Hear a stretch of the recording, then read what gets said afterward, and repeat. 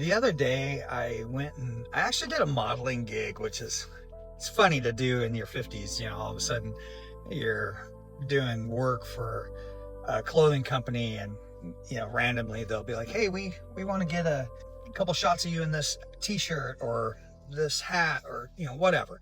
And so I'll get these random phone calls, and they said, hey, we'd like to do it kind of like in your neighborhood and stuff. And I have a little workout gym there, and I was like, all right, yeah, cool. And I you know, took them to the gym. We did our photo shoot and this and that. But then they also wanted to walk around a little park. Surprisingly, I saw a bunch of wildlife and really cool stuff. So I didn't bring my photo equipment with me. And today I decided I'm going to go back and hopefully see some wildlife today and just walk around with my gear, not working, not doing modeling thing, and look for some models myself, but wildlife. So come with me, check it out. Let's see if I could find anything, and who knows, maybe we'll catch some magic. All right, so I made it to this little park in my HOA that I didn't even realize there's so much wildlife here. So hopefully today will be prosperous. I'm seeing some ducks already, which are cool, and ibis bird. Yeah, just some various different things. All these little ponds here.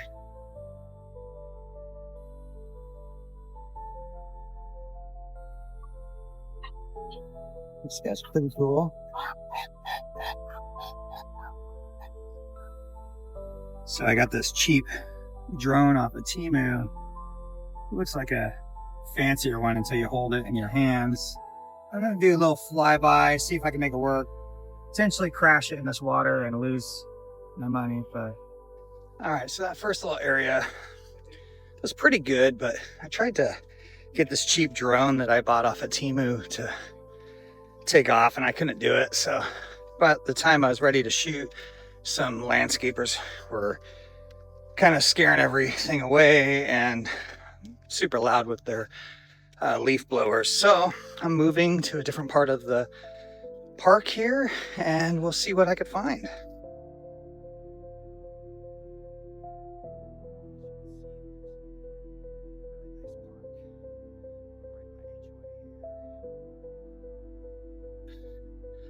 Little bridge here. We did some photography, not on this bridge, but on one that's way over there, which is where I'm going to walk to.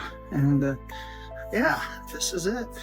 When I walked through here the other day, I actually saw numerous different types of wildlife, and I've seen a lot of geese, ducks, some ibis, but I'm hoping to see some hawks.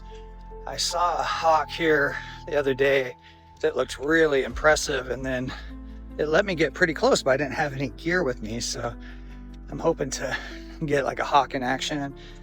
And of course, there's all kinds of squirrels and other little things here.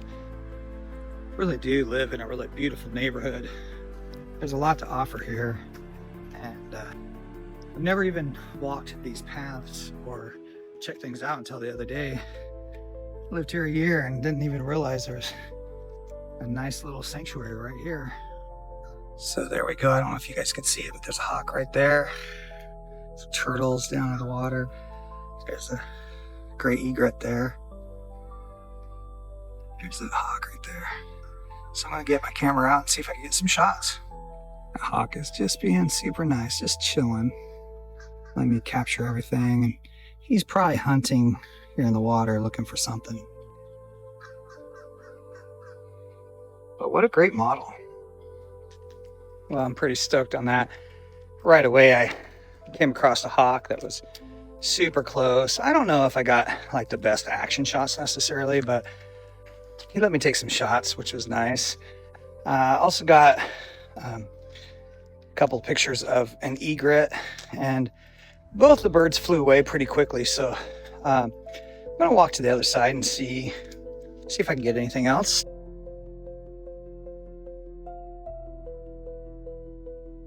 So I think the mistake that a lot of us photographers make, including myself, is we think we need to go someplace special to get cool pictures. It doesn't matter if it's wildlife or trying to find like a cool background if you have models or whatever. We think we have to go somewhere else, and this is just proof. Like, you could go to a neighborhood park and find lots of things to shoot. I mean, in a matter of 5 minutes, I have encountered numerous bird species, squirrels, turtles, and other stuff, and I'm just casually walking around. Now, if I really wanted to make a day out of it, I bet you I could see all kinds of stuff. Don't take for granted what's close to you, thinking there's nothing to shoot, because there's always something to shoot.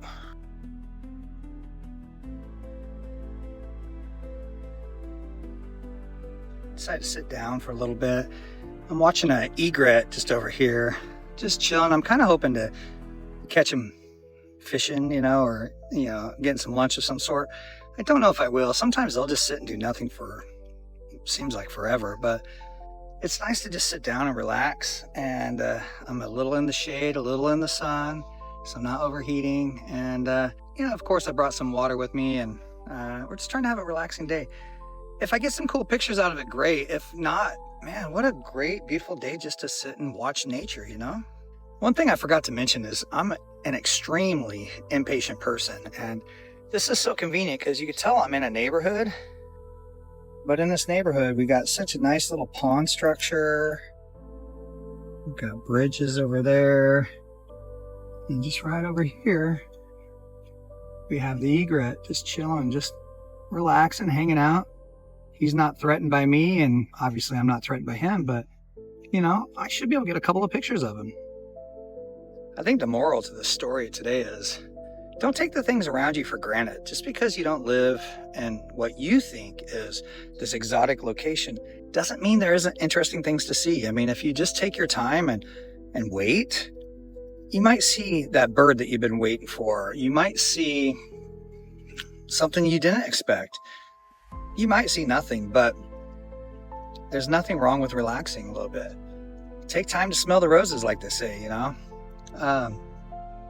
Here in Florida, it's obviously still winter. It's the beginning of February, and it's almost 80 degrees outside, so I could be in a tank top or sleeveless shirt, I should say, and just relax, find a place that's not directly in the sun, do a little commentary and watch nature at its finest. So that's what I'm doing. I've got my Canon EOS R5 with the 200 to 800 millimeter lens.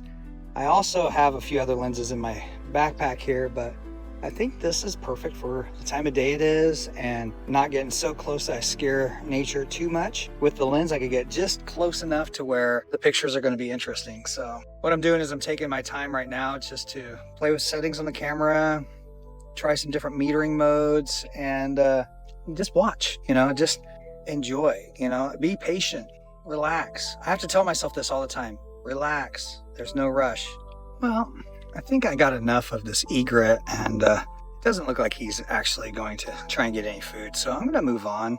I just wanted to come out for a little bit and just see what I can get. I do hear a hawk up doing some stuff, so maybe I'll get some more hawk pictures. I did get a few earlier today. Yeah, I've only been out here maybe a half an hour, and I've seen a handful of animals, and really just got to relax a little bit and watch what they do. And that's a big one.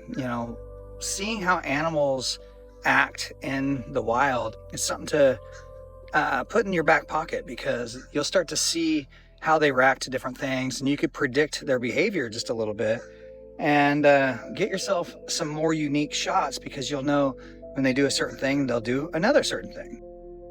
I was able to go out for just under an hour, just enough to, soak up a little bit of sun and get my fingers working on the camera. Really just get out. That's the most important thing, is getting out. And man, it felt good. I gotta tell you, it's been a few weeks since I've gone out and did any wildlife stuff. I miss it. I definitely think that you should practice that on a regular basis, because learning what the animals do, what their behaviors are presenting, is a good way to get a picture before you even get the picture. And what I mean by that is, for example, most ducks will do a certain movement in the water, and then they will wash their wings, and then they'll jiggle out their water off their wings. And it's a behavior that they do exactly the same all the time. And once you learn that, once you see the duck do a certain thing, you could be ready to take your shots. And if you have the settings right on your camera, you're going to get a cool action shot with the feathers all out and doing some cool stuff. Now, I didn't see it today because I wasn't really looking for that. I was just kicking back and observing, and I took a few pictures. I have gotten some really cool shots by knowing what the animal was going to do. And it's kind of universal. If you watch animal behavior, they'll do certain things all the time. And once you learn what those things are with each animal, then the process of getting a good picture becomes a lot easier. I think a lot of us do the old spray and pray method, which we just take a whole bunch of pictures and hope that we got one. That's all luck based. I'd rather shoot with intention and know what I'm going to get. And as long as you know the settings in your camera, you could tailor the pictures to suit your taste instead of it being a luck thing and then presenting it to the public like, look how good of a photographer I am.